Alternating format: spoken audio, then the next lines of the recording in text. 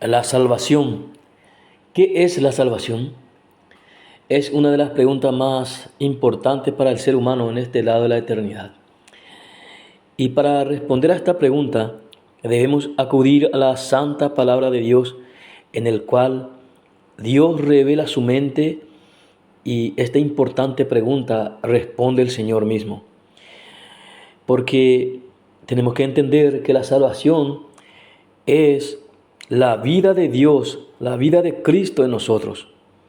Eso es lo que dice el Señor Jesucristo en Juan capítulo 17, 3. Dice así: y esta es la vida eterna, que te conozcan a ti, el único Dios verdadero, y a Jesucristo, a quien has enviado. Cuando habla de esto, Cristo está diciendo que la vida eterna se trata de un conocimiento. Ahora, ¿qué tipo de conocimiento es esto? Es la vida de Dios en nosotros. Es la vida de Dios en nosotros. Cuando el Señor habla de que es un conocimiento, no se refiere a un conocimiento intelectual, simplemente así de una manera teórica, académica, que cualquier ser humano puede llegar a tener. No se trata solamente de eso. Se trata de un conocimiento de intimidad, que es Dios en nosotros. Es el germen, es la semilla de Dios en nosotros. Eso es lo que habla el apóstol Pablo, de ese gran misterio que es revelado en Colosenses capítulo 1, partiendo del 24, que dice así. Cuando habla a los colosenses, Pablo dice: ahora me gozo en lo que padezco por vosotros y cumplo en mi carne lo que falta de las aflicciones de Cristo por su cuerpo, que es la iglesia, de la cual fui ministro, según la administración de Dios que me fue dada para con vosotros, para que anuncie cumplidamente la palabra de Dios. Y aquí está: el misterio que había estado oculto en los siglos y edades, pero que ahora ha sido manifestado a sus santos. Es decir, es un misterio que es revelado por Dios, es revelado por el Espíritu Santo, por medio de su palabra. ¿Y a quiénes? A quienes Dios quiso dar a conocer la riqueza de la gloria de este misterio entre los gentiles, que es Cristo en vosotros, la esperanza de gloria. Ese gran misterio que estaba oculto, dice, y que es revelado por medio del Evangelio. He ahí la importancia de la predicación del Evangelio, como dice en Romanos capítulo 10, porque a partir del 12 vamos a leerlo, y dice así: porque no hay diferencia entre judíos y griego, pues el mismo es que es Señor de todos, es rico para con todos los que le invocan, porque todo aquel que invocar el nombre del Señor será salvo. Ahora, ¿quiénes serán estos que lo invocarán? Y allí entra la respuesta del apóstol, que dice: porque todo aquel que invocare el nombre del Señor será salvo. Pero ¿cómo pues invocarán a aquel en el cual no han creído? ¿Y cómo creerán en aquel de quien no han oído? ¿Y cómo oirán sin haber quien les predique? He aquí la importancia de la predicación del Evangelio. Porque solamente por el oír el Evangelio viene la fe de Cristo para salvar. ¿Y cómo predicarán si no fueren enviados? Como está escrito: cuán hermosos son los pies de los que anuncian la paz, de los que anuncian buenas nuevas. Y aquí declara y señala: mas no todos obedecieron al Evangelio.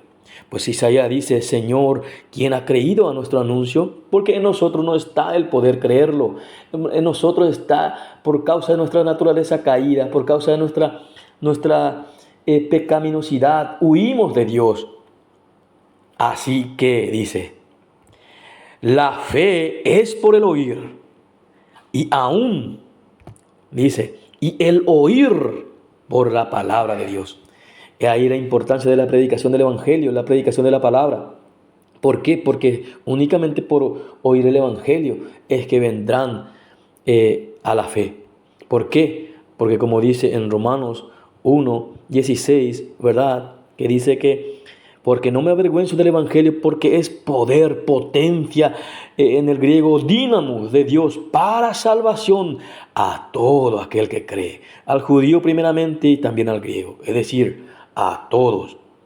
De ahí que el apóstol también dice, ¿verdad? Porque de tal manera amó Dios al mundo que ha dado a su Hijo unigénito, para que todo aquel que en él cree no se pierda, mas tenga vida eterna. Ahora, ¿de qué se trata esta vida? ¿De qué se trata esta vida? Como ha dicho, ese misterio de Cristo en los gentiles y también el judío. También el judío, porque para Dios no hay diferencia entre judíos y gentiles, es decir, toda la humanidad. El único requisito es creer en Él. Pero esto es obra de Dios, como dice en Juan 6:29. Eso es lo que dice la palabra, que el poder creer en Cristo, respondió Jesús y le dijo, esta es la obra de Dios, que creáis en el que Él ha enviado. Esa es la vida eterna, que podamos llegar a creer. Es una obra todopoderosa de Dios a través de su Espíritu Santo, pero por la exposición del Evangelio. Por la exposición del Evangelio. Porque la palabra dice, vamos a 1 de Juan 5:12, que la vida eterna implica tener a Cristo. Implica tener a Cristo. El que tiene al Hijo tiene la vida, mas el que no tiene al Hijo de Dios no tiene la vida. Es decir, ¿por qué? Por la declaración de Cristo. Cristo dijo en Juan capítulo 12, en Juan capítulo 14:6, dice así la palabra. Juan capítulo 14, vamos allí, 6. ¿Qué dijo Cristo? Las famosas palabras eternas, inalterables. Dice, yo soy el camino, no un camino, no. Él es el camino y la verdad y la vida. Él es la vida. Nadie viene al Padre sino por mí. Es ahí que cuando una persona es sellada por el Espíritu Santo, al creer en el Evangelio, dice la palabra que es sellado por Dios, por su Espíritu Santo. Eso es lo que dice en Efesios capítulo 1:13, donde dice, en Él, eso es lo que hace toda la diferencia. En Él también vosotros, habiendo oído la palabra de verdad, el Evangelio de vuestra salvación, y habiendo creído en Él, fuisteis sellados con el Espíritu Santo de la promesa, que es la arra de nuestra herencia, hasta la redención de la posesión adquirida para alabanza de la gloria. Gloria a Dios por esta gran realidad, gran verdad, que es revelada a nosotros sus santos, como dice la palabra, que estamos en Cristo y que tenemos al Espíritu Santo, y donde está el Espíritu Santo está Dios enteramente. Eso es lo que dice Cristo mismo en Juan capítulo 17, en el 23.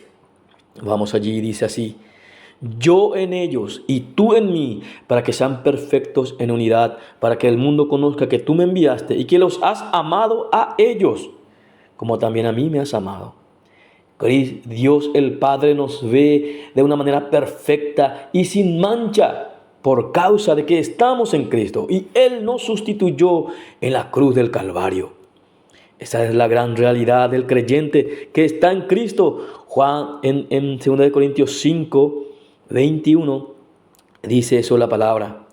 Al que no conoció pecado, por nosotros lo hizo pecado, para que nosotros fuésemos hechos justicia de Dios en Él, únicamente en Él. Porque por nosotros mismos nosotros somos pecadores en gran manera. Todo aquel que está fuera de Cristo está lejos de Dios, está terriblemente caído y en perdición. Eso es lo que dice en Efesios capítulo 2. Capítulo 2, a partir del 12 en adelante, que dice así, en aquel tiempo estabais sin Cristo, alejados de la ciudadanía de Israel y ajenos a los pactos de la promesa, sin esperanza y sin Dios en el mundo. Y muchos están así aún, en ese estado, aún fuera de Cristo.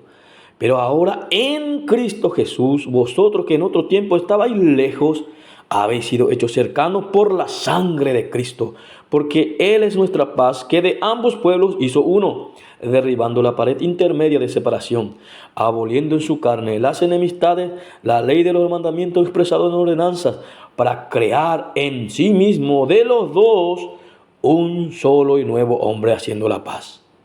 Muchos consideran que hacen esa separación de la iglesia e Israel, pero aquí vemos que de los dos pueblos hizo uno, mediante su cruz y mediante su cruz, la cruz, a reconciliar con Dios a ambos en un solo cuerpo, matando en ella las enemistades.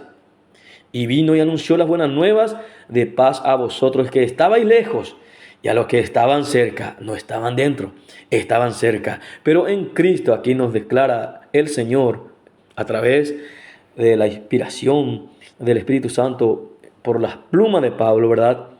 Porque por medio de Él, los unos y los otros tenemos entrada por un mismo Espíritu al Padre. Es decir, por aquel que nos selló, por el Espíritu Santo de la promesa. Por tanto, todo aquel que tiene el Espíritu Santo llega a ser hijo de Dios, llega a ser nueva criatura.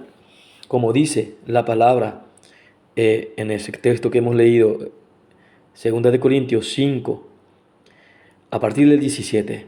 Todo aquel que está en Cristo, de modo que si alguno está en Cristo, el estar en Cristo, estar fuera de Cristo, es lo que hace la diferencia. El estar en Cristo, nos volvemos nueva criatura. Las cosas viejas pasaron y aquí están todas hechas nuevas por Dios. Y esto, como dice allí el apóstol, y todo esto proviene de Dios, quien nos reconcilió consigo mismo por Cristo y nos dio el ministerio de la reconciliación. De tal manera que a través de nosotros ahora Cristo mismo llama a los que son suyos, a través, utilizándonos como un púlpito para llamar a aquellas ovejas que aún están perdidos. Por tanto, todo aquel que oye esto debe ser una motivación para predicar el Evangelio, porque a través de la predicación del Evangelio llega la fe, viene la fe, y Dios nos utiliza como colaboradores suyos para llamar a sus ovejas, a su pueblo, al redil de la fe, a la salvación. Porque el tener a Cristo es la salvación. Y todo esto, como dice la palabra en Efesios capítulo 2, a partir del 8, es por pura gracia. No porque lo merezcamos, porque nadie merece, por cuanto todos hemos pecado. Porque por gracia sois salvos por medio de la fe, y esto no de vosotros, pues es don de Dios, no por obras para que nadie se gloríe. No es por obra. No hay nada que por nosotros podamos hacer, por cuanto nuestros pecados nos mantienen alejados de Dios y destituidos de Dios. Pero nosotros, todos aquellos que hemos sido electos de Dios desde antes de la fundación del mundo, dice, porque somos hechura suya, creados en Cristo Jesús para buenas obras, las cuales Dios preparó de antemano para que anduviésemos en ella. Lo que nosotros ahora entonces debemos hacer es sumergirnos en la bendita palabra de Dios para poder entender su voluntad y ver aquellas cosas que Él preparó de antemano para que andemos en ella. A eso estamos llamados. Debemos crecer en gracia, debemos crecer en la santa palabra. ¿Por qué? Porque es en ella que Dios se revela, que Dios establece para que lo conozcamos de una manera profunda, de una manera eficaz, de una manera tal que podamos crecer, y a medida que crezcamos podamos crecer en temor. Porque la palabra, como dice en Proverbios capítulo 2, la forma que debemos escudriñar su palabra. Vamos a leer hasta del 1 al 10. Hijo mío, si recibieres mis palabras y mis mandamientos, guardar dentro de ti, haciendo estar atento tu oído a la sabiduría, si inclinares tu corazón a la prudencia, si clamares a la inteligencia y a la prudencia dieres tu voz, si como a la plata la buscares y la escudriñares como a tesoros, entonces entenderás el temor de Jehová y hallarás el conocimiento de Dios. Esto es así. Dios da la sabiduría real, la sabiduría verdadera y el conocimiento de Él. Ese conocimiento, como he dicho, no intelectual, no un mero intelectualismo o académico, sino que el conocimiento de sí mismo lo da por su palabra. Escudriñad las escrituras, escudriñad las escrituras, porque a vosotros os parece que en ellas tenéis la vida eterna, y ellas son las que dan testimonio de mí, dijo Cristo. Por tanto, hagamos eso, amigos y hermanos, todos aquellos que han de escuchar esto, para que podamos crecer en gracia, para que podamos crecer en Cristo, y puesto los ojos en Cristo, el actor y consumador de nuestra fe, podamos vivir una vida santa y piadosa manera de vivir, porque para eso nos ha llamado el Señor y nos santifica por medio de su palabra, como dice en Juan 17:17. Santifícalos en tu verdad, tu palabra es verdad. Debemos crecer en la verdad y en la santidad, la cual es característico de los que son suyos. Él nos ha apartado para sí y nos ha sellado con su Espíritu, que nos inclina hacia las cosas santas, para la gloria de Dios y por amor de su nombre. Amén.